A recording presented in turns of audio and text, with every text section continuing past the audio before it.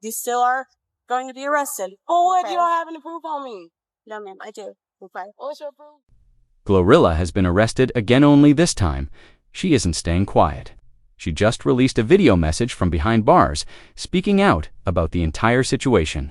But that's not all. She's also calling out her entire record label they involved in her bizarre arrest. Let's break it all down. The break-in that changed everything. They say jail changes people. But for Gloria Hallelujah Woodsbetter, known as GloRilla's, wasn't just the cell bars or the cold fluorescent lights that hit the hardest. It was the betrayal. The betrayal by a system she once believed would protect her. Let's rewind the clock. Imagine this. You're one of the hottest rappers in the game. You've just performed at the WNBA All-Star Game in Indianapolis, giving thousands of fans a show they'll never forget. Your debut album, Glorious, has just debuted at number 5 on the Billboard 200. You're riding high in life. Couldn't be better.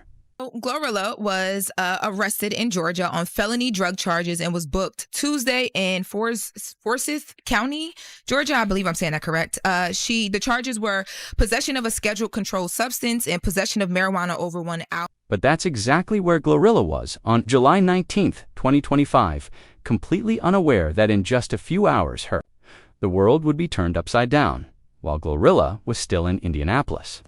Celebrating her success, something sinister was brewing in Georgia, her luxurious home in the upscale St. Marlowe Country Club community. This wasn't just any ordinary break-in. These weren't random junkies looking for quick cash. These were calculated criminals, people who knew exactly what they were doing and exactly when. To strike, an armed individual inside the home fired shots at the intruders in what can only be described as a scene straight out of an action movie. The suspects escaped without injury, and thankfully, no one inside the house was hurt. But here's what should make your blood boil. As of the time this video was recorded, the suspects have not been apprehended, and the investigation is still ongoing. Let that sink in. 3 armed criminals broke into someone's home, terrorized the people inside, stole valuable property, and vanished like ghosts. The victims did everything right. They defended themselves. They called the police. And they waited for justice. Misplaced police priorities, but what happened next is where this story takes a shocking turn. During the on-scene investigation, deputies reported a strong odor of marijuana. Instead of focusing entirely on catching the armed burglars, police pivoted their attention away from the break-in and onto a drug investigation. They called in the Regional Drug Task Force, obtained a search warrant, and began treating the victims like suspects.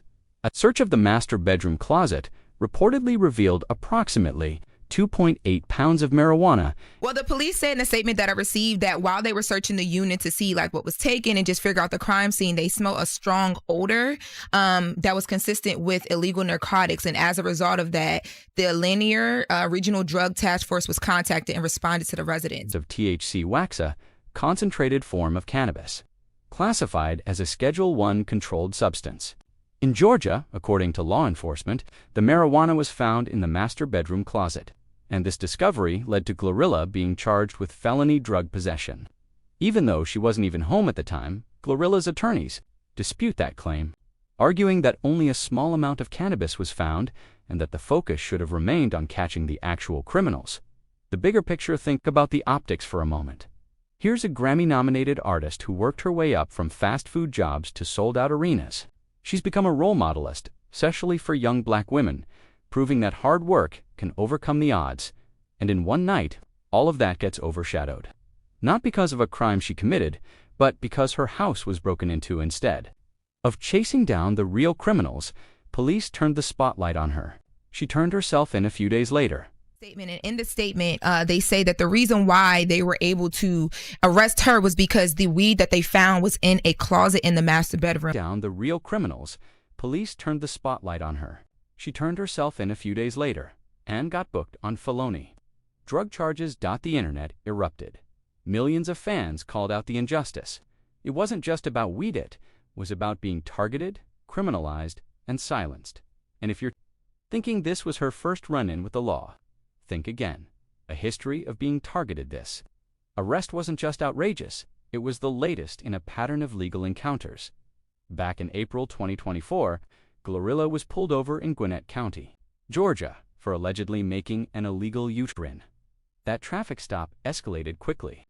Police claimed they smelled marijuana and alcohol, and after sobriety tests, she was arrested and charged with DUI and misdemeanor possession. The internet is calling out what's happening to GloRilla right now, and honestly, can you even blame them? So earlier this week, GloRilla turned herself in after being hit with felony drug charges. But here's where it gets wild. The whole thing started because her home in Georgia got broken into at like 1:30 in the morning. Body cam footage shows her cooperating and insisting she was sober, but by that point, the officers had already made up their minds. When you step back and look at the big picture, a disturbing pattern begins to emerge. In both cases, 2024 and 2025, GloRilla found herself either victimized or unfairly scrutinized, while police focused on arresting her rather than supporting her. But this time, she wasn't going to stay quiet. A systemic issue, what we're seeing here isn't just a celebrity scandal, it's a reflection of a deeper systemic problem. From a petty shoplifting charge as a teen to a high-profile drug arrest as an adult, GloRilla's entire life has been shadowed by criminalization, even as her fame has grown. So has the pressure and the legal targeting. She's been arrested over traffic stops, blamed for crowd incidents at concerts, sued for business disputes, and now, while being the victim of a violent break-in, she's facing felony charges, all while the actual criminals walk free. This isn't just about one woman. It's about how the justice system treats Black women who dare to succeed, a voice that refused to stay. Silent GloRilla's response to this latest arrest wasn't just personal, it was political. It resonated with millions of people who saw themselves in her story. People who have been profiled, harassed, and silenced simply for existing while Black. And this time, she made it clear she's not going down quietly. GloRilla's response to this latest arrest wasn't just personal, it was political. It resonated with millions of people who saw themselves in her story. People who have been profiled, harassed, and silenced simply for existing while Black. And this time, she made it clear she's not going down quietly. The bigger question. Now we're left with a bigger question. When the system criminalizes success, who's really being protected? Because if someone like GloRilla, who's risen from nothing to become a global icon, can still be targeted, then what does that say about the rest of us? This isn't just her fight, it's all of ours. Call to action, YouTube style. You believe this system needs to change. If you think voices like GloRilla's deserve to be heard, not silenced, then don't stay quiet either. Drop a comment below with your thoughts. Subscribe for more deep dives like this. Hit the like button if you think it's time we start holding the system accountable. And as always, stay aware, stay informed, and stay loud.